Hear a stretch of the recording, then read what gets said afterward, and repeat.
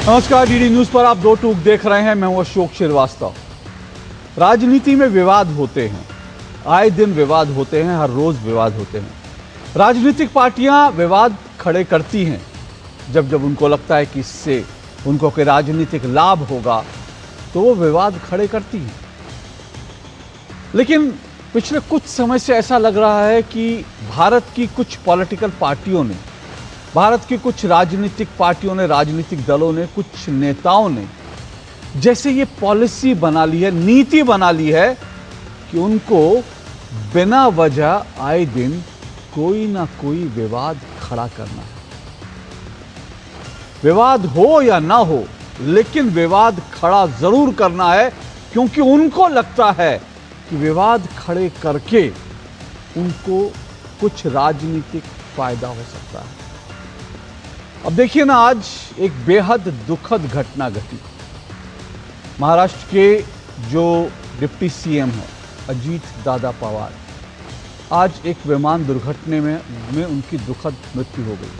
आज सुबह वो मुंबई से रवाना हुए थे। एक निजी विमान, जो चार्टर्ड विमान था, उसमें बैठकर वो बारामती के लिए, जहाँ के वो राजा माने जाते थे, जहाँ के लिए उन्होंने लगातार काम किया और वहाँ के लोग उन्हें खूब प्यार करते थे। उनका विमान जब रनवे पर उतरने की कोशिश कर रहा था तो उसी दौरान कुछ गड़बड़ हुई और उस गड़बड़ी के कारण विमान दुर्घटनाग्रस्त हो गया और अजीत दादा पवार के साथ साथ विमान में सवार सभी 5 लोगों की वहीं पर दुखद मृत्यु हो गई। अब विमान हादसे होते हैं तो विमान हादसे जब कभी होते हैं या कोई भी हादसा होता है तो उसकी जांच होती है, स्वाभाविक रूप से जांच होती है, मैंडेटरी है कि उसकी जांच होती है और इस हादसे की भी जांच जरूर होगी। तकनीकी दृष्टि से देखा जाएगा कि आखिर ये दुर्घटना क्यों हुई। इसमें किसी को विवाद नहीं होना चाहिए, इसमें किसी को कोई आपत्ति नहीं होनी चाहिए। ये एक मैंडेटरी प्रोसेस है, प्रक्रिया है। लेकिन इस विमान हादसे के बाद सबसे पहले पश्चिम बंगाल की मुख्यमंत्री ममता बनर्जी ने जो सवाल उठाए वो ये दिखाते हैं कि भारत की राजनीति को कुछ लोग, कुछ नेता, कुछ राजनीतिक पार्टियां रसातल में पहुंचा देना चाहती हैं। ममता बनर्जी ने सीधा सीधा यह आरोप लगाया, यह कहा क्योंकि अजीत दादा पाटिल जो एनसीपी के नेता थे, और एनसीपी आप जानते हैं 2 फाड़ हो गई थी, एक शरद पवार और दूसरे जो अजीत दादा पवार के चाचा की पार्टी है, ओरिजिनल पार्टी, लेकिन बाद में शरद पवार से अलग हुए गुट को मान्यता मिली और वो एनसीपी हो गई, अजीत दादा पवार की पार्टी एनसीपी। अब ममता बनर्जी ने कहा ये जो एनसीपी अजीत दादा पवार की है वो एनडीए का हिस्सा है, महाराष्ट्र में सरकार में है, केंद्र में भी जो है वो एनडीए में शामिल है। तो ममता बनर्जी ने कहा क्योंकि अजीत दादा पवार वापस दरअसल विपक्ष की तरफ लौट रहे थे, उनकी मंशा थी विपक्ष में लौटने की, और इसीलिए दरअसल ऐसा लगता है कि ये हादसा नहीं बल्कि जानबूझकर कुछ किए गई साजिश है। ये सोचिए महाराष्ट्र की जो राजनीति है उस पर कितनी बड़ी टिप्पणी है, इस दुर्घटना पर कितनी बड़ी टिप्पणी है। और ममता बनर्जी ये टिप्पणी करने के बाद अकेली नहीं पड़ी, उनके साथ साथ कांग्रेस और उनके साथ साथ दूसरी तरफ से समाजवादी पार्टी, ऐसी तमाम पार्टियां सुर में सुर मिलाने लगी और कहने लगी कि इसकी जांच होनी चाहिए, इसमें कोई साजिश तो नहीं है। हालांकि अजीत दादा पवार के जो उनके कद्दावर नेता, एनसीपी जिस पार्टी में उन्होंने जन्म लिया, जिस पार्टी के वो नेता बने, उसी के कद्दावर नेता शरद पवार ने साफ तौर पर कहा कि इस तरह की बातें नहीं होनी चाहिए, ये दुर्घटना है, इसमें कोई साजिश नहीं है। लेकिन उसके बावजूद जो राजनीतिक पार्टियों, जिन नेताओं ने मुद्दा उठाया था, वो ना माफ़ी मांगने के लिए तैयार हैं, ना अपनी बात से पीछे हटने के लिए तैयार हैं। तो सवाल यह है कि क्या कुछ राजनीतिक पार्टियों ने विवाद खड़े करना, अनावश्यक विवाद खड़े करने को ही अपनी नीति बना लिया है, इसलिए इस हादसे, दुखद हादसे पर भी वो राजनीति करने से बाज नहीं आई। यहां तक कि अजीत दादा पवार जो अब हमारे बीच नहीं है, उनका अंतिम संस्कार कल होना है, और कहते हैं ना कि कम से कम परिवार में भी या बाकी सब जगह कहते हैं कम से कम चिता की अग्नि शांत होने दो, उसके बाद। लेकिन यहाँ तो उनका पार्थिव देह जो है, उनकी पार्थिव शरीर, अजीत दादा पवार का पार्थिव शरीर जो है वो उनके परिजनों के पास तक पहुंचा नहीं था। लेकिन ममता बनर्जी, अखिलेश यादव और साथ साथ मल्लिकार्जुन खड़गे और कांग्रेस के कुछ और नेताओं ने जिस तरह की बयानबाजी की वो अपने आप में शर्मनाक है। दो टूक में आज इस पर ही चर्चा करेंगे। इससे पहले आगे बढ़ें, इस विमान दुर्घटना के बाद प्रधानमंत्री नरेंद्र मोदी ने, महाराष्ट्र के मुख्यमंत्री देवेंद्र फडणवीस ने इस दुखद घटना पर किस तरह से अपनी प्रतिक्रिया जताई वो भी सुन लीजिए। और साथ साथ इन तमाम नेताओं की जो ओछी टिप्पणियां हैं वो भी आपको सुनवाता हूं। सुनिए।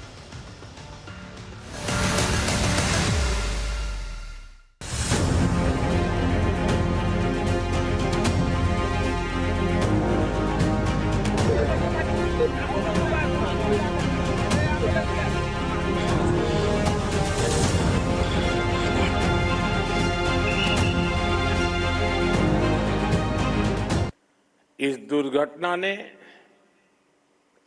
महाराष्ट्र के उप मुख्यमंत्री अजीत पवार जी और कुछ साथियों को हमसे छीन लिया है।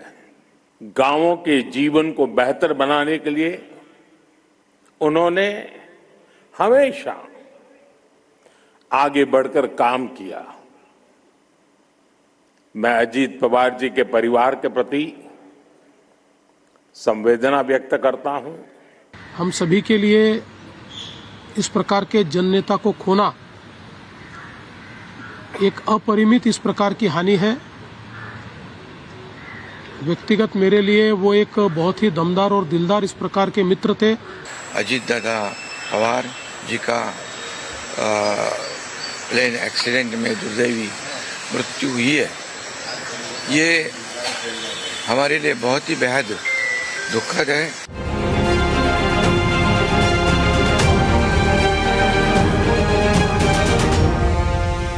I need proper investigation under the supervision of Supreme Court. Only we have the trust on Supreme Court, no other agency. All the agencies are being totally purchased. And really it's a great loss for the country. Mamata Banerjee बोले ना बोले, investigation तो होता ही। इतने बड़े नेता का निधन हुआ, इन्वेस्टिगेशन नहीं होगा, इनके कहने के लिए बैठे रहेंगे। पहले वो अपने स्टेट में 3 दिन हो गया, एक कारखाना में 25 से 30 मजदूर जल के खत्म हो गया। उन्होंने उस परिवार की तरफ देखा भी नहीं, एक फोन तक भी नहीं की। शर्म आना चाहिए उनको।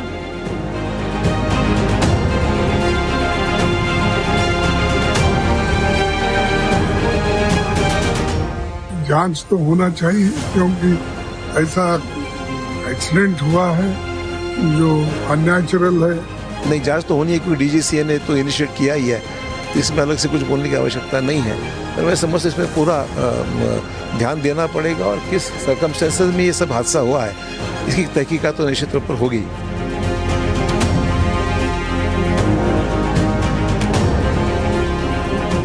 एक बार को ये बात तो साफ होनी चाहिए कि आखिरकार ये घटनाएं क्यों हुई। पूर्व में भी कई हमारे वीआईपी इसी तरह उनकी जान गई है, तो आखिरकार ऐसी जांच हो जिससे निष्पक्ष पता लगे कि आखिरकार घटना किस वजह से हुई। निश्चित ही इस पर भी विस्तृत रूप से जांच होगी। मैं ये मानता हूं कि अभी हम सब लोगों के लिए ये दुख व्यक्त करने का, दिवंगत आत्मा के प्रति संवेदनाएं व्यक्त करने का, परिवार के दुख को साझा करने का अवसर है। अभी हम सबको उस पर निर्दिष्ट होकर के काम करना चाहिए।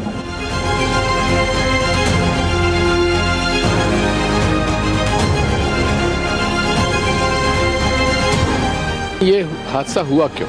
डीजीसीए को इसकी पूरी जांच करना चाहिए। जिस कंपनी से ये दूसरा हादसा हुआ है उसका जो मेंटेनेंस है वो कौन कर रहे हैं? बहुत दुखद घटना है, तो इसके ऊपर और जानकारी हमें मिलनी चाहिए। इन्वेस्टिगेशन पूरी तरह से ट्रांसपेरेंट और अकाउंटेबल वे में हम करेंगे।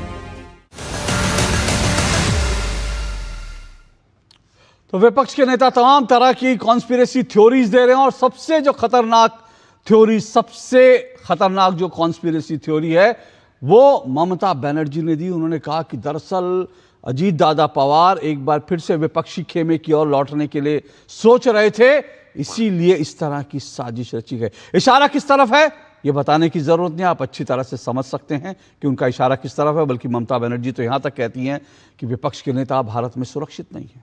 इन सब पर चर्चा करेंगे। फिलहाल 4 मेहमान मेरे साथ जुड़े, आइए परिचय करवा दूं। नवीन मेरे साथ पवन पटेल जुड़े हैं, कांग्रेस के नेता हैं पवन पटेल जी। मेरे साथ सोफिया खान जुड़ी है, राजनीतिक विश्लेषक हैं सोफिया खान। किशोर तिवारी जी शिवसेना यूबीटी के नेता हैं। और मेरे साथ अवधेश कुमार जी जुड़े हैं, वरिष्ठ जो हैं वो पत्रकार हैं। मुझे खबर मिल रही है कि एनसीपी के नेता नवीन कुमार जी भी मेरे साथ, उनके प्रवक्ता जल्द मेरे साथ ज्वाइन करेंगे। लेकिन शुरुआत में सोफिया खान आपसे करता हूँ। सोफिया खान, अब जबकि शरद पवार जी ने खुद कहा कि इसमें राजनीति नहीं होनी चाहिए, ये दुर्घटना है और इस तरह की टिप्पणी जो है वो ठीक नहीं है, राजनीति नहीं होनी चाहिए, आपको लगता है ममता बनर्जी को माफी मांगनी चाहिए अपनी टिप्पणी के लिए? नमस्कार, आदाब। देखिए, सबसे पहले तो इस घटना की वजह से जो उनके परिजन हैं उनको धैर्य मिले, मैं बस यही कामना करूंगी और श्रद्धांजलि देना चाहूंगी। देखिए, ऑब्वियसली इसके ऊपर कोई राजनीति नहीं होनी चाहिए, हम सब चाहते हैं। लेकिन जब सवाल पर सवाल उठने लगे, जब विपक्ष सवाल करता है उसके ऊपर अगर सवाल मीडिया करने लगे, तो तब ये सवाल उठता है कि ये देश में विपक्ष की आवाज को क्यों दबाया जा रहा है। देखिए, यहाँ पर तो ममता बनर्जी ने बड़े साफ और स्पष्ट शब्दों में, वो बेबाकी से अपनी बात को रखती हैं, उसके लिए वो जानी भी जाती हैं। तो बेबाकी से अगर उन्होंने ये पूछा, देखिए इसमें 2 संभावनाएं हैं कि इसमें हो सकता है कि कोई फाउल प्ले हो या ना भी हो। तो इसमें जांच करने में या क्वेश्चन पूछने में, सवाल पूछने में मुझे नहीं लगता इस पे कोई डिबेट या कोई राजनीति होनी चाहिए। और खासकर अशोक जी, आपसे मुझे खासकर ये थी आशा कि आप इस बात जी। सोफिया खान, मुझे लगता है फ्रीज हो गई वो, उनके नेटवर्क में कुछ प्रॉब्लम है। मुझे नहीं मालूम सोफिया खान मुझसे क्या आशा उम्मीद लगा रही थी, लेकिन उन्होंने कहा विपक्ष की आवाज और सवाल पर सवाल खड़े करना की बात नहीं है। हाँ, पिछले साल ही हमने एयर इंडिया में कई लोगों की जान गंवाई, उसके बाद बैक टू बैक ये सारी चीजें होना। ममता बनर्जी भी एक मुख्यमंत्री हैं, वो भी हेलीकॉप्टर से आना जाना करती हैं यहाँ वहां। तो इसमें ऑब्वियसली कोई भी इंसान डरेगा या कोई भी इंसान, सवाल जरूर उठते हैं कि भाई उनके साथ हो सकता है तो किसी और के साथ भी हो सकता है, आम जनता के साथ हो सकता है। जब यहाँ पर मुख्यमंत्री और उप मुख्यमंत्री सुरक्षित नहीं है। सोफिया जी एक मिनट, मेरा सवाल सुनिए। पहली बात तो जांच तो मैं फिर से कह रहा हूं, ममता बनर्जी या कोई भी नेता कहे ना कहे, हर विमान दुर्घटना की जांच होती है, डीजीसी उसकी जांच करता है। सुनिए ना, एक मिनट रुकिए, मेरी बात पूरी होने दीजिए। विमान दुर्घटनाओं की जांच एक टेक्निकल मामला होता है, आपको मालूम होगा, मुझे बताने की जरूरत नहीं। और सुप्रीम कोर्ट का जज जो है, आप अगर ये सोचेंगी सुप्रीम कोर्ट का जज वहां पर जाए, ब्लैक बॉक्स को निकाले, ब्लैक बॉक्स का जज जो है उसमें से निकाले और क्या टेक्निकल खामी थी, तो मुझे लगता है अगर जो ऐसा सोच रहे हैं उनकी बुद्धि पर, मेरी बात पूरी नहीं हुई, जो ऐसा सोच रहे हैं मुझे उनकी बुद्धि पर तरस आता है कि भाई उनको लगता है कि टेक्निकल जांच भी जो है वो सुप्रीम कोर्ट करे। एक मिनट, मेरी बात पूरी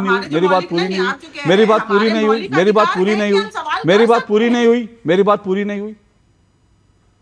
निष्पक्ष जांच हो, इससे भी किसी को गुरेज नहीं होना चाहिए। यह कहना भी ठीक था कि निष्पक्ष जांच हो, विमान दुर्घटनाएं अगर भारत में हो रही हैं और अगर उनकी संख्या बढ़ी है, उसकी भी जांच हो, क्या कोई टेक्निकल एरर है उसकी भी जांच हो, क्या दिक्कत है? हर यात्री, चाहे वो कोई बड़ा नेता हो, ममता बनर्जी हो या कोई साधारण व्यक्ति हो, हर एक व्यक्ति के जान की कीमत है। अगर विमान दुर्घटनाओं में या विमान के रखरखाव में, विमान के टेक्निकल उसमें अगर कोई ग्लिच है, कोई प्रॉब्लम लग रही है, उसकी जांच होनी चाहिए, उससे किसी को एतराज नहीं है। आप कहिए ना कि भाई इसके ऊपर एक पूरी कमेटी बैठे, सुप्रीम कोर्ट की निगरानी में जांच हो, उससे किसी को कोई आपत्ति नहीं है। लेकिन यह कहना कि क्योंकि वो दरअसल विपक्षी खेमे में आने वाले थे, वो जो इशारा कर रही है ना, वो दुर्घटना की खामी की ओर इशारा नहीं कर रही। उनका सीधा सीधा इशारा अगर मैं खुले शब्दों में कहूं तो ये उनका कहना है कि उनकी राजनीतिक हत्या हुई। क्या ये बयान अपने आप में सही है? क्या ये बयान अपने आप में सही है कि एक विमान दुर्घटना होते ही आप पहला बयान छूटते ही दे दें, आपको पता भी नहीं कि विमान दुर्घटना क्यों हुई और आप कह दें कि इस तरह के उसको हत्या करार दें? 30 सेकंड लूंगी। ममता बनर्जी के शब्द जरूर तीखे होते हैं, लेकिन वो बिल्कुल सीधी बात करती हैं। ये सीधी बात है। जहां पर देश में सीधी बात है, कोई अकाउंटेबिलिटी, ये सीधी बात है। जहां पर ये सीधी बात है। सोफिया खान, ये सीधी बात है। जहां पर पुल गिर जाता सोफिया है, खान, ये जहाँ सीधी कोई बात है। हादसा हो जाता है, सोफिया जहाँ खान, पर ये एक सीधी बात है। एक नौजवान खाई में गिरकर मर जाता है। सोफिया किसने खान, अब मौत इधर उधर दी मत थी? भागिए, जहाँ पर कोई अब इधर उधर मत भागिए। accountability नहीं ममता है, वहाँ बनर्जी पे को बचा सवाल नहीं उठते हैं पाएंगे आप। झूठी। अब मैं बताता हूं ममता सवाल बनर्जी ने बयान उठते क्यों हैं दिया, कि आज ये plane crash क्योंकि हो ममता, जाता है, रुकिए आप, रुकिए CM का। रुकिए, हो गया इनका। ममता बनर्जी का मालूम है ना आपको, जब चुनाव आते हैं तो अचानक उनका पैर टूट जाता है, अचानक उनका पैर टूट जाता है और पैर में इतना लंबा प्लास्टर बन जाता है ममता बनर्जी के। और ये बात करेंगे साजिश, जिसके दिमाग में साजिश होती है ना, साजिश जिसके दिमाग में होती है उसी के शब्दों मुंह में आती है जो साजिश। क्योंकि ममता बनर्जी इस चुनाव जीतने के लिए इस तरह के हथकंडे अपनाने की उनको आदत है। और सच यही है कि ममता बनर्जी चुनाव जीतने के लिए इस तरह के हथकंडे पश्चिम बंगाल में करवाती हैं और उनके दिमाग में साजिशें भरी हुई हैं, इसीलिए उनके दिमाग में आया कि साजिश होगी। और शर्म आती है आज इस बात पर कि सोफिया खान उनको बैठ के डिफेंड कर रही हैं कि इस तरह की साजिश। बंद करिए इनकी आवाज, बंद करिए, हो गया, बंद करिए इनकी आवाज। बेशर्मी से आप किस तरह से डिफेंड कर रहे हैं साजिश। अरे साजिश के लिए आपके पास, चलो मैं कहता हूं, अगर आपको कोई सबूत मिले आप इंतजार तो कर लो। आप कोलकाता में बैठे हो, वहां पर बारामती में विमान दुर्घटना होती है और उस पर बैठकर आप जो है बेशर्मी से कुछ भी मुंह में आए और बक देंगे। ये नेता वो कह रही है ममता बनर्जी बड़ा साफ गोई से, ये साफ गोई से नहीं, शर्मिंदगी के बयान होते हैं। शर्म आनी चाहिए इस तरह के बयान देने वाले नेताओं को, किसी की मौत पे सियासत करना। इनको मालूम है ना क्या कहते हैं सोफिया खान, इनको राजनीतिक गिद्ध कहते हैं, राजनीतिक गिद्ध कहते हैं, जो इंतजार करते हैं कि कोई शव मिले और उस शव पर जाकर के अपना पेट भर लें। राजनीतिक गिद्ध होते हैं ये, जिनको आप बता रही है ना कि बेबाक बोलती है, बेबाक नहीं बोलते, वो राजनीतिक गिद्ध होते हैं जो शव का इंतजार करते हैं कि उनकी राजनीति की जो भूख है ना, वोटों की जो भूख है, वो भूख उनकी भर जाएगी, इसीलिए वो किसी शव का इंतजार करते हैं। किशोर तिवारी जी, आप तो महाराष्ट्र की राजनीति के अच्छे जानकार हैं। मुझे तो पहले यही नहीं पता कि ममता बनर्जी ये आखिर कौन से सोशल मीडिया से उन्होंने खबर उठाई, कौन से मीडिया से उन्होंने खबर उठाई कि वो पाला बदलने वाले थे, हमारे पास आने वाले थे, इसलिए उनकी जो है विमान दुर्घटना हो जाता है। मतलब नेटफ्लिक्स की आप फिल्में बना रही हैं बैठ के मुख्यमंत्री। मुझे तो लगता है कि ममता बनर्जी को मुख्यमंत्री का पद छोड़कर नेटफ्लिक्स के लिए जो स्क्रिप्ट राइटर हो जाना चाहिए, स्क्रिप्ट लिखे वो। किशोर तिवारी बोलिए सर। अशोक जी, आज महाराष्ट्र बड़े दुख का समय है हमारे लिए, और 2.5 साल तो मैंने भी उनके साथ काम किया। अजीत पवार जी अपने आप में एक बड़े अच्छे नेता थे और एक कार्यकर्ता थे और वर्कोलिक आदमी थे। कैसे काम करना चाहिए इसके एक आदर्श थे। एक बार मैंने उनको अपॉइंटमेंट मांगी तो उन्होंने मुझे सुबह 5 बजे का अपॉइंटमेंट दिया। तो मैंने बोला नहीं मिलने का तरीका है, चलो मैं भी 5 बजे चले जाता हूँ। तो मैं मंत्रालय 5 बजे पहुंच गया तो मुझे वहां पर पुलिस की बड़ी सिक्योरिटी होती है। उन्होंने कहा नहीं बोले साहब तो 4:30 बजे ही आ गए हैं बोले, और आपका नाम उन्होंने बोल के रखा बोले। और मैं मिला भी उनको, और कई विवादों में भी रहे, वो कई विवादों में रहे। सिंचाई घोटाला था, ये था, वो था। अभी उनका बेटा भी कुछ इसमें था। चुनाव में उनके कई वक्तव्य आए जो बीजेपी के नेताओं को नाराज करने वाले भी थे। लेकिन शाम के वक्त जब ट्वीट आया शरद पवार जी का कि हम लोग बहुत डिस्टर्ब है, हम लोग बहुत डिस्टर्ब है, और सियासी बयान मुझे भी डिस्टर्ब कर रहे हैं, और मैं पुणे में ही हूं तो मुझे भी बहुत वो दिल को छू गया उनका ट्वीट कि भाई आप इसमें राजनीति मत करो। किशोर जी एक मिनट रोक रहा हूं मैं। किशोर जी 1 मिनट, क्योंकि जो आप बात कह रहे हैं ना, शरद पवार ने अपने बयान की शुरुआत इसी बात से की कि मैं आज कुछ बोलना नहीं चाहता था।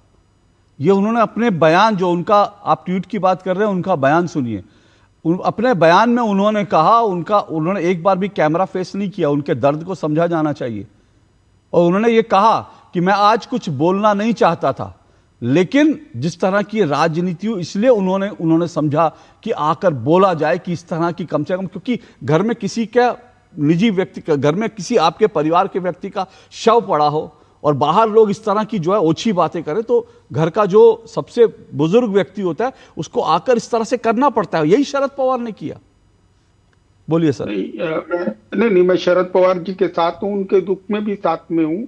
और दोनों बच्चे अनाथ हो गए। अभी उनकी पार्टी के वो मुखिया थे, महाराष्ट्र के डिप्टी सीएम रहे, बहुत समय तक सीएम रहे। एक बार उन्होंने बड़े प्यार से बोला कि मेरे नसीब में क्या डिप्टी सीएम ही है।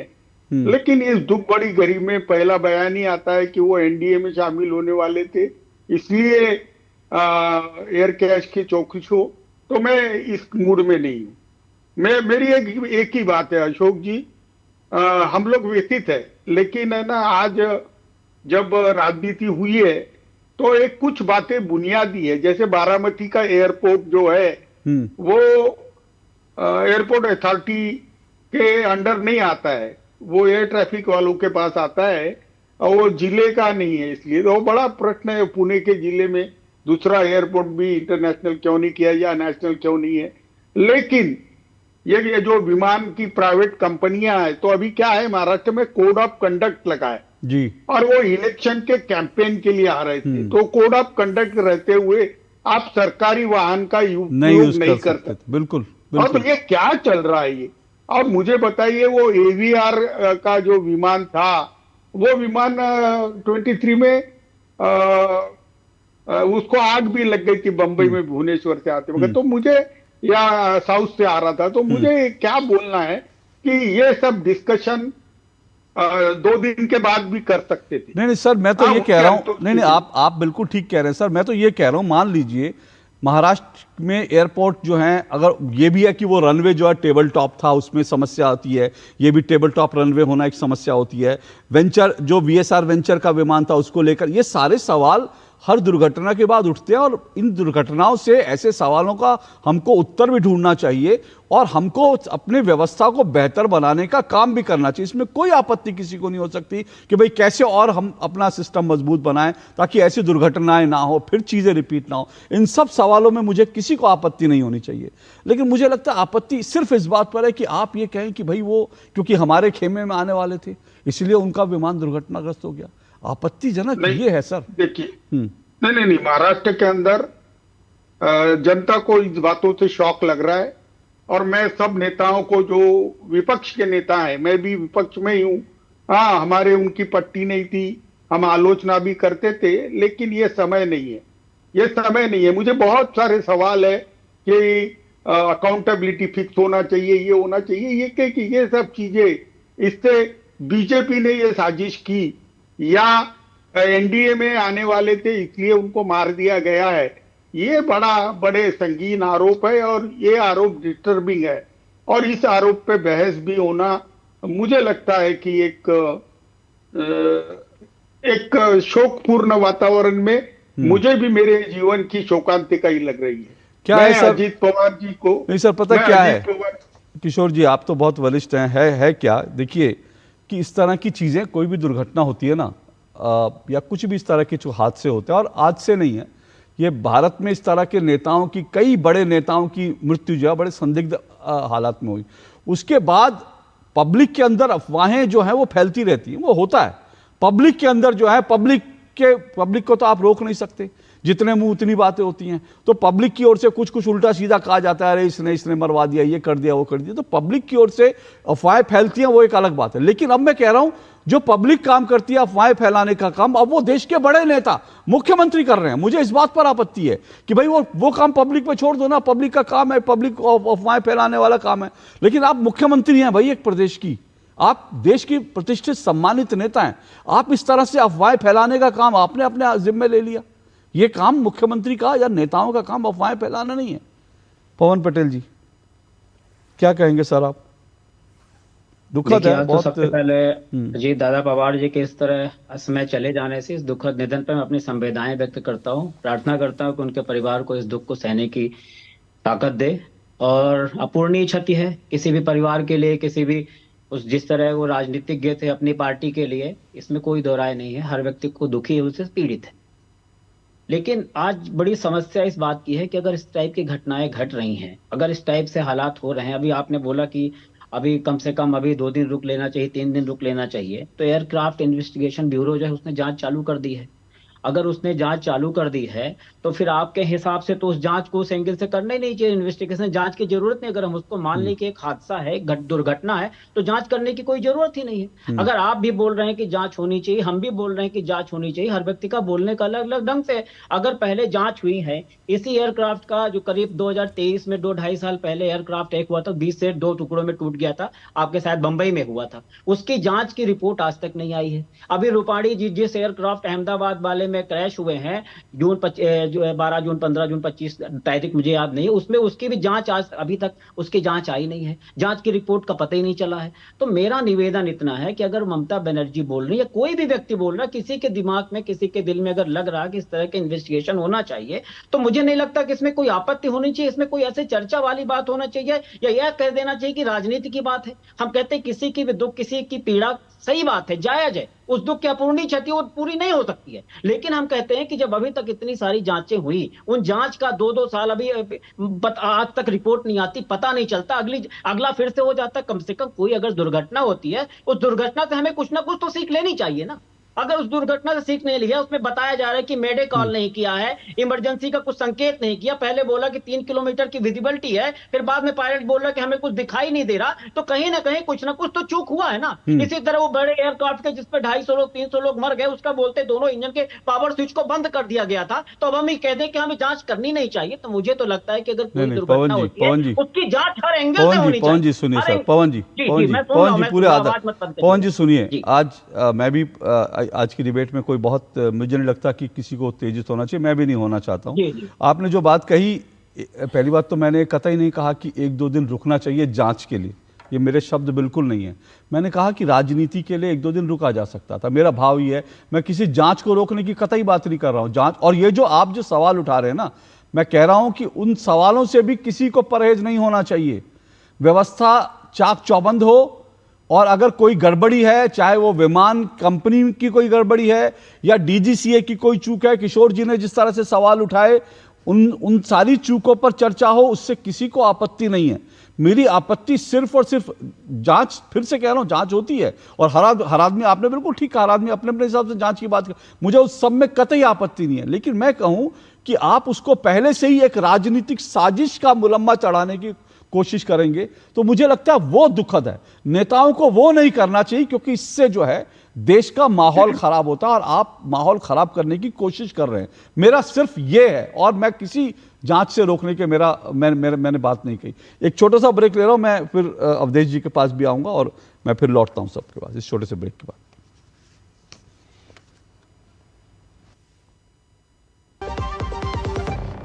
MDH किचन किंग मसाले को किंग क्यों कहते हैं? अगर MDH का किचन किंग किचन में हो तो हम सब कुछ बना सकते हैं। बैंगन का भरता, आलू गोभी, भिंडी मसाला, मिक्स वेजिटेबल, मटर पनीर और भी बहुत कुछ। ये तो मैजिक है। बहुत बढ़िया। Like magic. MDH। ये अपन का आंटी मैरी है। एक भी दिन अपन को बिस्कुट खिलाना नहीं भूला, पर शांता बाई ठीक से फर्श पोंछना भूल गया और उनका हड्डी टूट गया। अपन कुछ नहीं कर पाया। Barfi. Thank God aunty hospital से वापस आ गया, और पता है क्या बोला? अपन को सब कहता था हर साल हेल्थ इंश्योरेंस पे काय को पैसा उड़ाता है। अब देख 2.5 लाख का क्लेम पास हुआ है। मैन आंटी अच्छा किया, हेल्थ इंश्योरेंस लिया। अच्छा किया, इंश्योरेंस लिया। मेरी पसंद, मेरी पसंद, मेरी पसंद, मेरी पसंद, हमारी पसंद, हम सबकी पसंद। मजबूत देश का मजबूत सरिया हो गया स्टील। अम्मा, ये रंग बहुत खिल रहा है ना। हम सोच रहे हैं ना कि अब कोई नया रंग बनाएंगे। क्या करेंगे दीदी इतने माल का? अपने गांव तक कोई सड़क नहीं आती, अब हम भी कैसे लेकर जाएं इतना माल शहर के बाजार? अब काम बंद करना पड़ेगा। दीदी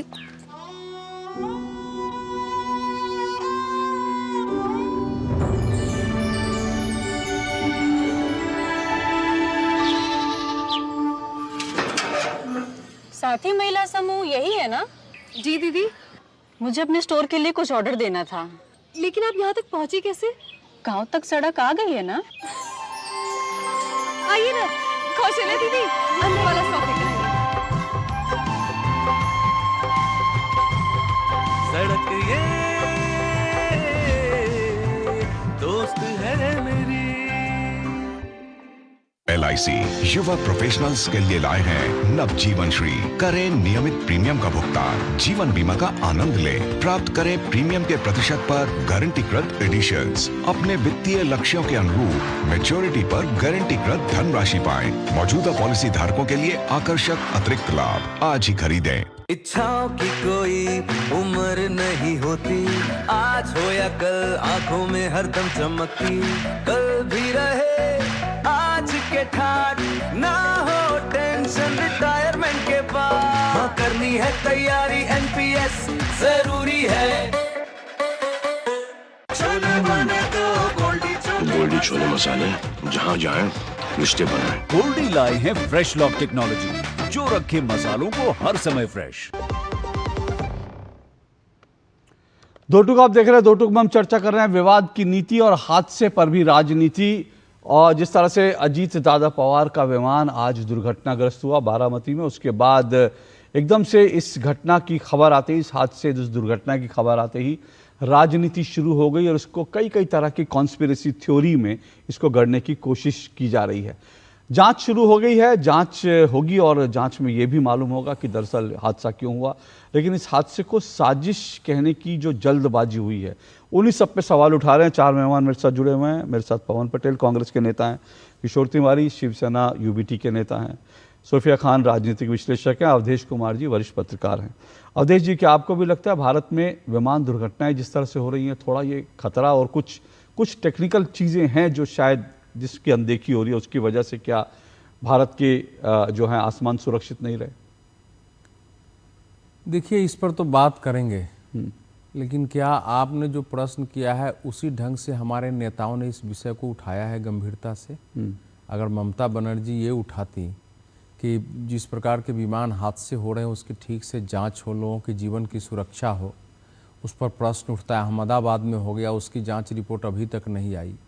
पिछले 2023 में इसी कंपनी की जो ये अभी इसी कंपनी की VSR वेंचर की कंपनी की वो जो जहाज़ है वो वहीं 2 भाग में ऐसे फट गया था, विशाखापट्टनम से आ गया था, वो जाके कच्ची जगह रुका, वैसे लोग बच गए क्योंकि अग्निशमन वगैरह था ना, तो उसमें भी 6 लोग मर जाते। अभी उसके भी वेबसाइट पर उसकी जांच रिपोर्ट नहीं है। तो ये तो एक जेन्युइन बात होती कि देश में कंसर्न है। लेकिन क्या भारत की राजनीति इतने नीच स्तर पर उतर गई है कि चुनाव जीतने के लिए हमारे देश में किसी नेता की मृत्यु पर यह कहना कि वो दूसरे पक्ष में जाने वाले थे इसलिए जांच होनी चाहिए, उनकी हत्या करा दी गई है। आप सोचिए कि इससे ये पाकिस्तान में तो समझ में आता है, बांग्लादेश में समझ में आता है, ये अफगानिस्तान में समझ में आता है, लेकिन भारत की राजनीति में एक प्रदेश की मुख्यमंत्री अगर ऐसा बोल रही है तो कल्पना करिए कि राजनीति कितनी निकृष्टतम अवस्था में पहुंच चुकी है। इससे निकृष्ट तो कुछ हो ही नहीं सकता है।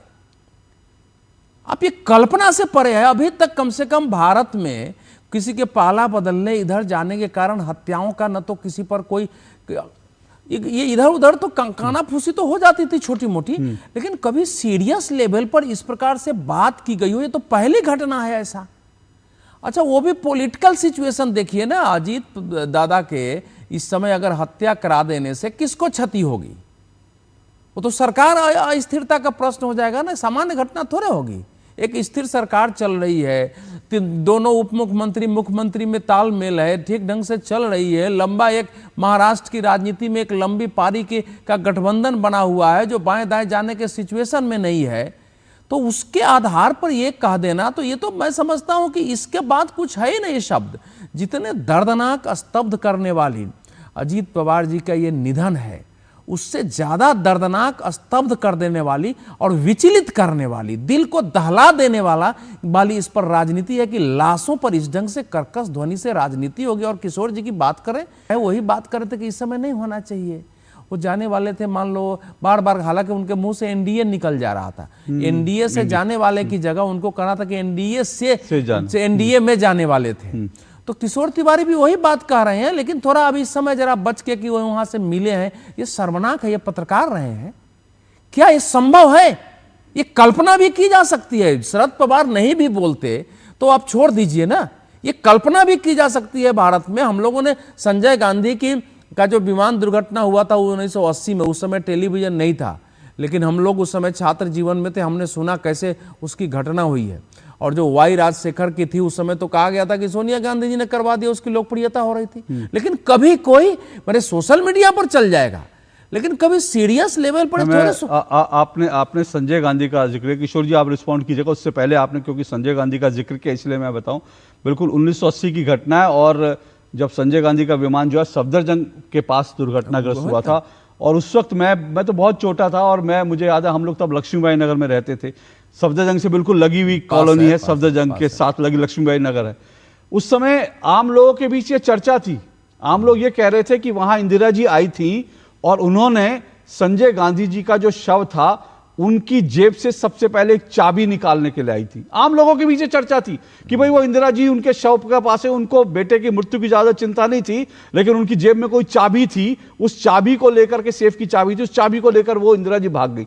अब इस तरह की बातें आम लोग इस देश में करते रहे हैं, उनको ठीक है, वो उनकी अपनी समझ है, लेकिन मैं यही कह रहा हूं कि अगर ये बात कोई नेता कहता, कोई जिम्मेदार पद पर बैठा व्यक्ति कहता, तो सवाल उठने लाजमी है कि भाई एक मां अपने बेटे का शव देखने गई है। एक बात और मुझे कहनी है अशोक जी, देखिए वो मुख्यमंत्री हैं, उनके चेहरे का हाव भाव देखिए, थोड़ी भी पीड़ा चेहरे से नहीं दिख रही थी।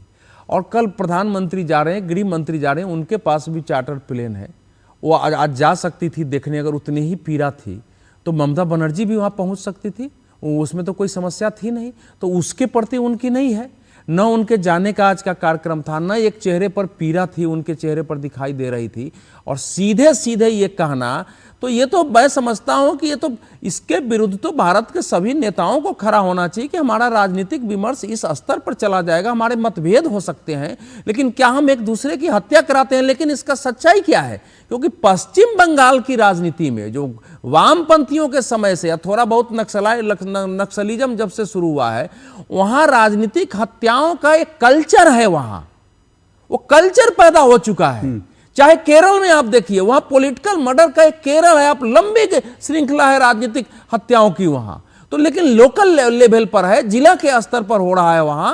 और इस कारण उस माइंडसेट में अगर ममता बनर्जी बोलती हैं तो कम से कम देश उससे बचा हुआ है। इसलिए मुझे उनसे आश्चर्य नहीं हुआ है कि वो बोल रहे थे, लेकिन मुझे किशोर तिवारी जी जो आज बोले हैं तो बहुत अच्छा हमारा इनके साथ रिश्ता है। किशोर जी जो बोले बड़ा दुर्भाग्यपूर्ण है। किशोर जी रिस्पॉन्ड करेंगे। कब एनडीए से बाहर जाने के लिए उन्होंने कहा था? भाई एक बयान बता दीजिए, किसी एक बयान में मुझे बता दिया जाए कि अजीत पवार जी ने कहा हो कि मैं एनडीए से बाहर जाने वाला हूं। किशोर तिवारी जी,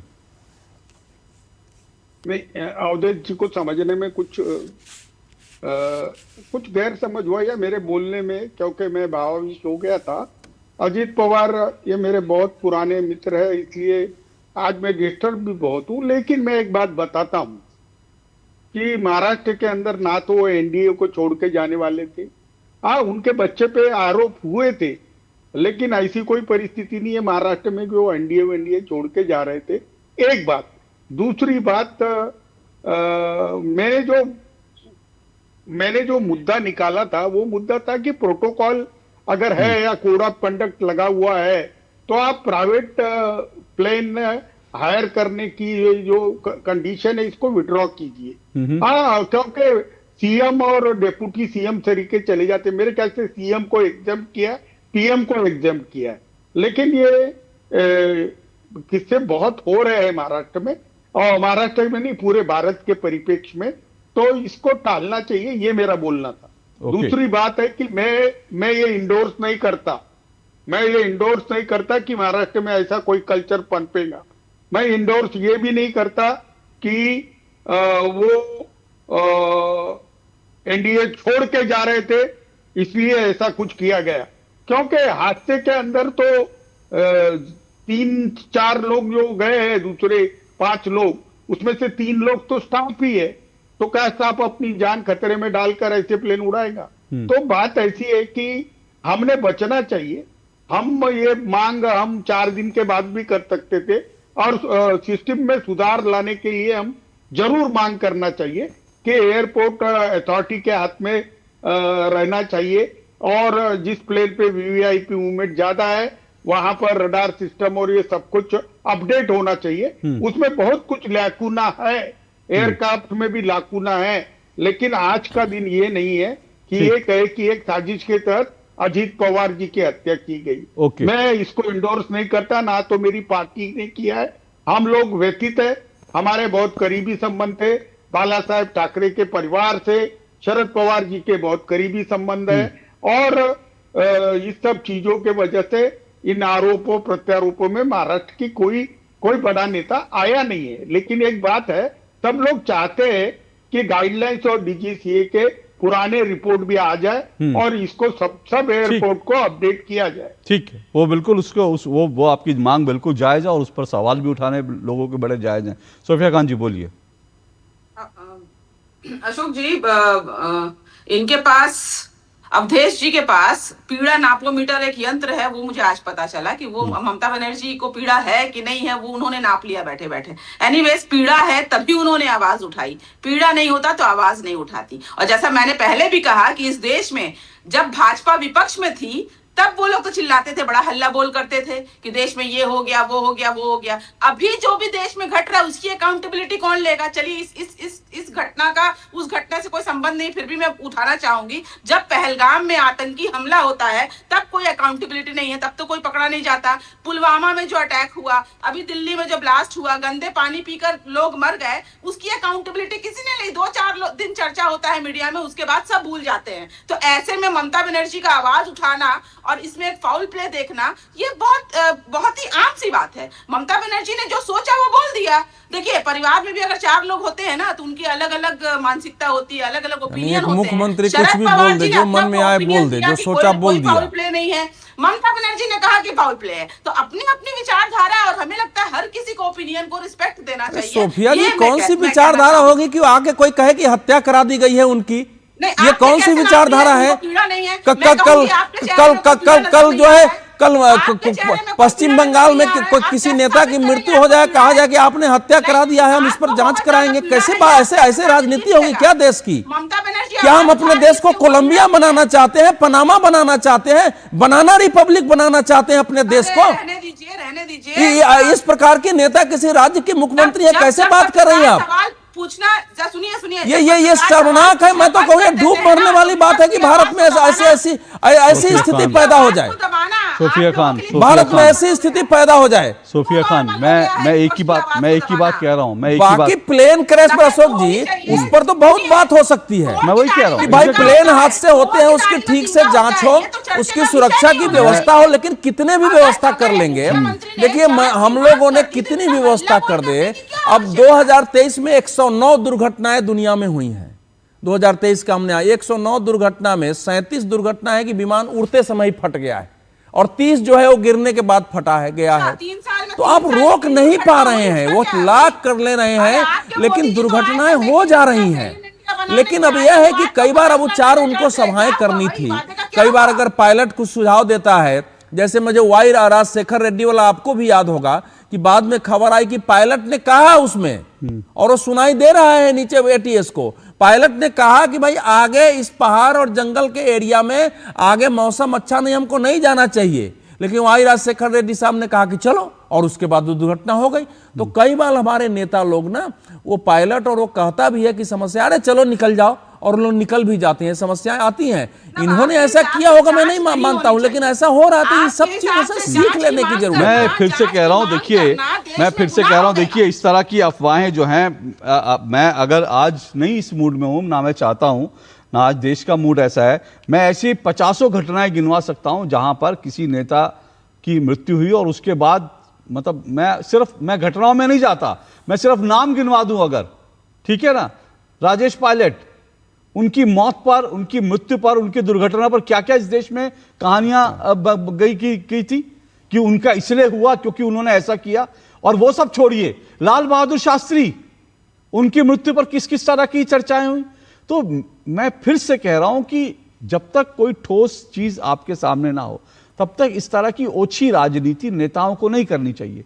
पब्लिक का तो मुंह पर आप टेप नहीं लगा सकते, पब्लिक कुछ भी कह सकती है, वो देश भर में होता है, कुछ भी कह दे, लेकिन एक मुख्यमंत्री को, एक नेता को ऐसे हल्के बयान देने से बचना चाहिए। मेरा सिर्फ इतना कहना है। एक ब्रेक ले रहा हूं, ब्रेक के बाद पवन पटेल आ रहा हूं आपके पास।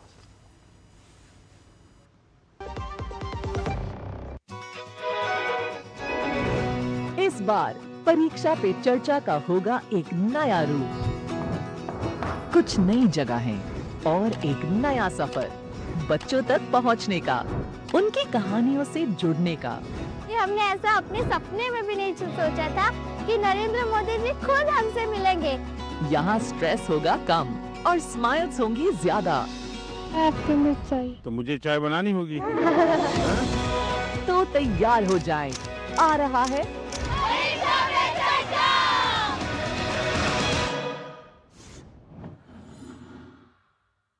टिंग टिंग। अम्मा मैसेज। मैं आपके मौसा के चाचा का नाती का पोता, शादी का कार्ड मैसेज में भेजा है, डाउनलोड करिए और आशीर्वाद दीजिए। मैं तो आपको जानती भी नहीं, फिर भी शादी का कार्ड खोलूं? मैं मूर्ख नहीं हूँ। क्या बात है अम्मा। यूपीआई कहता है अगर कोई अनजान नंबर से फाइल या लिंक भेजे तो क्लिक मत करो और कहो मैं मूर्ख नहीं।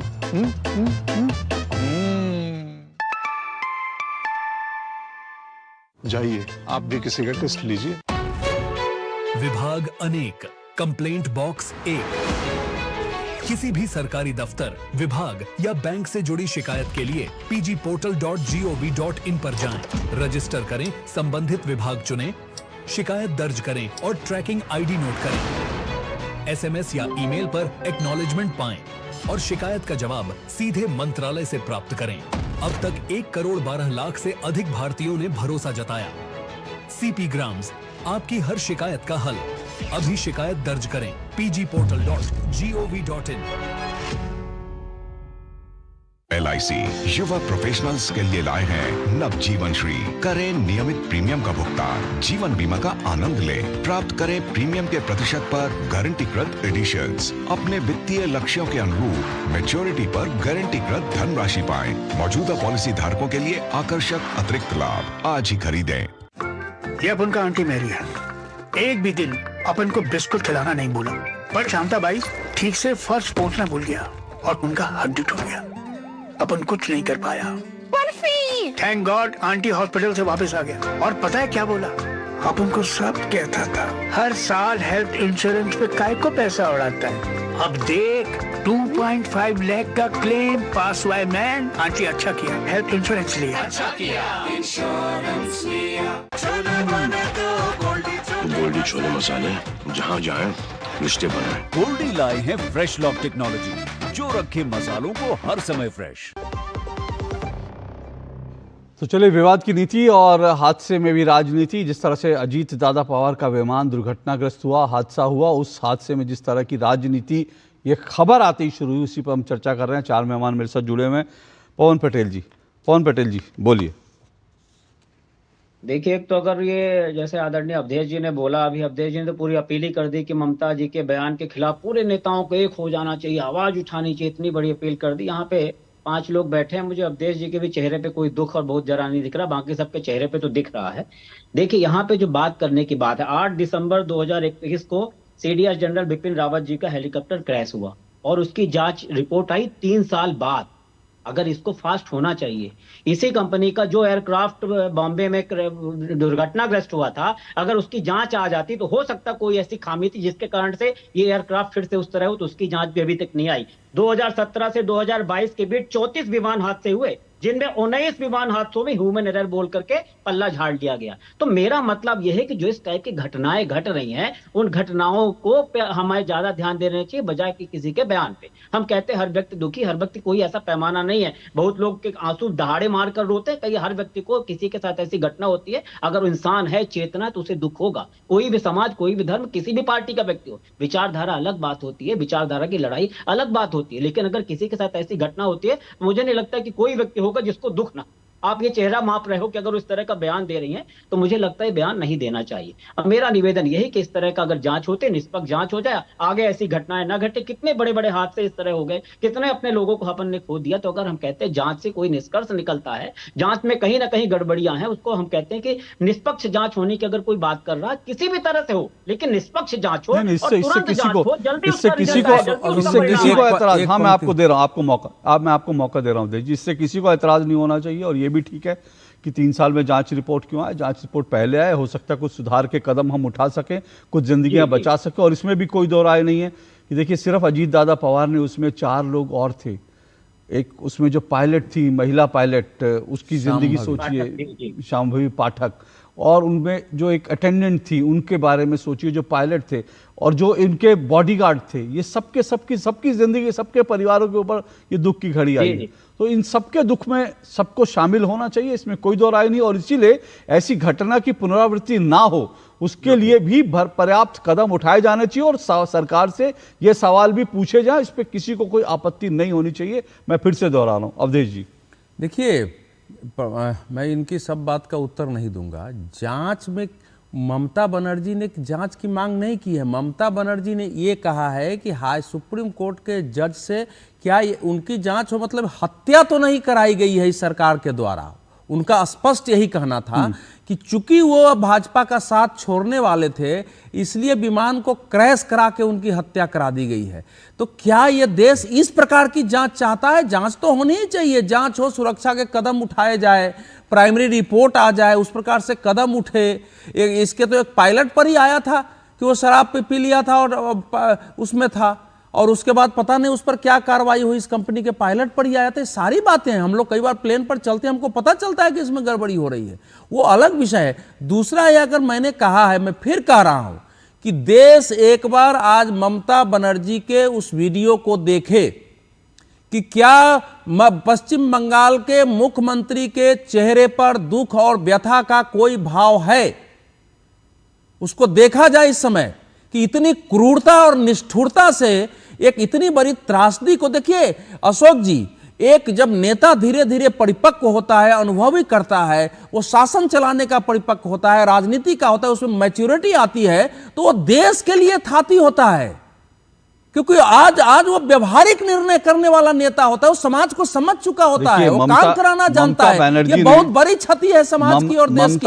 अजीत पवार ऐसे लोगों का जाना। ममता बनर्जी ने जो बयान दिया है उसमें अगर आप छिपा भाव समझे तो छिपा भाव ये है कि देश में विपक्ष के नेता सुरक्षित नहीं है। और ये भाव क्यों आया, इसको भी देश को समझने की जरूरत है। वो ऐसा भाव इसलिए दे रही है क्योंकि फिर से कह रहा हूं, पिछले चुनाव में उनको सिंपैथी वोट मिले थे क्योंकि उनके पैर पर एक लंबा चौड़ा प्लास्टर था। ठीक है ना, उनको चोट लगी होगी, उसमें कोई दो राय नहीं, वो कई दिन तक जो प्लास्टर में थी और एक सिंपैथी थी। तो क्या इस बार वो ये सिंपैथी लेना चाहती हैं कि भाई विपक्ष के नेता देश में सुरक्षित नहीं है और मेरी भी जान पश्चिम बंगाल में सुरक्षित नहीं है क्योंकि एजेंसियों का मिसयूज हो रहा है? तो क्या ममता बनर्जी से लड़ रही हूं? क्या ममता बनर्जी ये कार्ड खेलने की तैयारी कर रही हैं? ये राजनीति समझने की जरूरत है क्योंकि वहां चुनाव है और इस राजनीति के तहत उनका यह बयान दिया गया है। तो ये बहुत बहुत खतरनाक ट्रेंड है। मैं फिर से कह रहा हूं। किशोर तिवारी जी, आखिरी शब्द। किशोर तिवारी जी। नहीं, अगर ममता बनर्जी ये कहती कि इस घटना की, जैसा कि सभी नेताओं ने कहा, अशोक चौहान जो भी बीजेपी में, उन्होंने भी कहा कि डीजीसी इसकी इंक्वायरी करेगा और इसकी इंक्वायरी होनी चाहिए। और मेरे ख्याल से विमान उड्डयन मंत्री ने भी कहा कि इसकी इंक्वायरी होनी चाहिए। तो ममता बनर्जी श्रद्धांजलि देके इतना कहती कि इसकी पूरी चौकसी हो जाए, लेकिन उन्होंने एक उसमें जोड़ दिया कि वो एनडीए छोड़ के हमारे तरफ आ रहे थे, इंडिया अलायंस की तरफ। बिल्कुल। इसलिए तो ये चीज अवॉइड हो सकती थी कम से कम आज के रोज। एग्जैक्टली, मैं यही कह रहा हूं सर।